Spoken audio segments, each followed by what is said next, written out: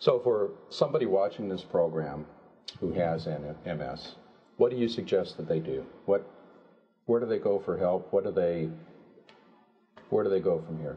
First thing they've got to do is they've got to start thinking for themselves. Don't think that anybody else has your best interest at hand. Get the facts.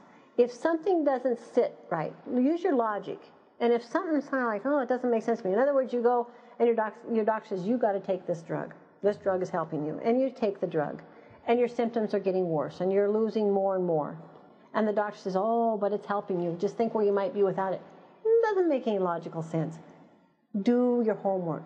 Do your due diligence. Only you has your health at best interest. What about people that don't have MS? Might have been watching this out of curiosity or reading the book because they know somebody that does. What should they do? The same thing applies. Healthcare in this country is horrendous. We rank, you know, we're very good at heroic care in this country. The media shows heroic care. The media shows us saving a little 1 pound premium. The media shows us, you know, a gentleman lost his arm, rewiring it because it wasn't his it was his dominant arm, cross-wiring so now he can run as if it was his non-dominant arm that they were able to save. I mean, we are very, very good at heroic care. And people equate that with health. We are not good with health. We rank 37th in the world by the World Health Organization for our quality of health. People in Japan live 4.5 years longer in good health than we do. People in France live 7 years longer in good health than we do. Our life expectancy, 13 countries were looked at.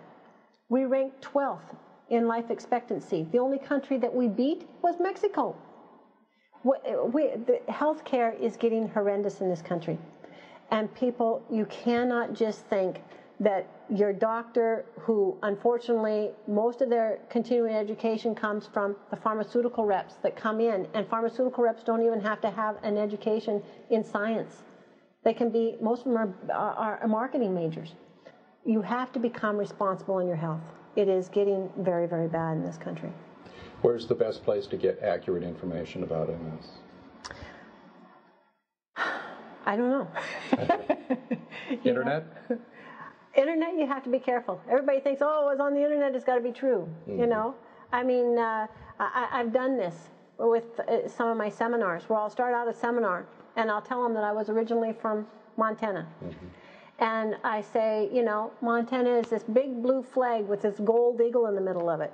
And I'll say, so if you leave this seminar and somebody says to you out on the street, you know, what does the Montana flag look like? And you say, oh, it's this big blue flag with a gold flag in the middle of it. I just came from a seminar, and this lady lived there for 32 years of her life, and oh my gosh, you know, it's, she'd know.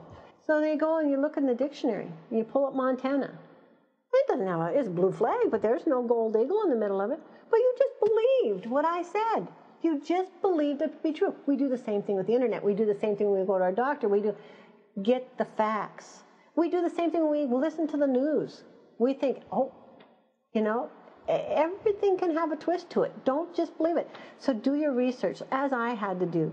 You know, I went into one of the very best places to start is go into the National Institutes of Health, Medline, and read research. But you can't just read the abstracts. That's what they show you. Those abstracts are just there to kind of show you, yeah, this looks like this could have some pertinent information. But then what you have to do is order up the whole document. It doesn't cost much, $12, I think, for a document, and really read it. The abstracts are just kind of a marketing tool. They're a sales pitch.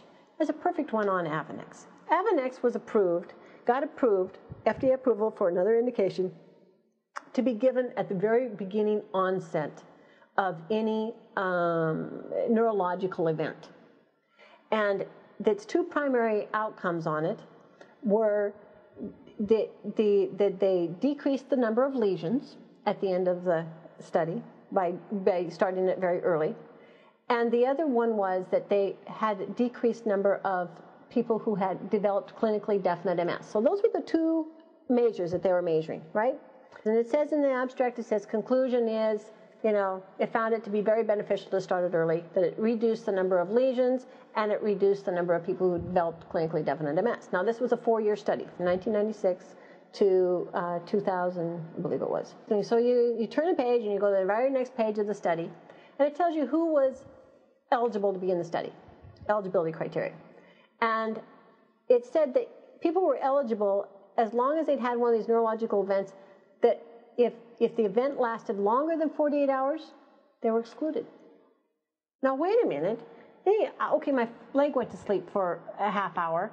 What's the chance that that's going to go on to become MS? Pretty unlikely. But if that went to sleep for 48 hours or more, then maybe a little higher risk. So they already decreased the risk that these people are going to develop clinically definite MS.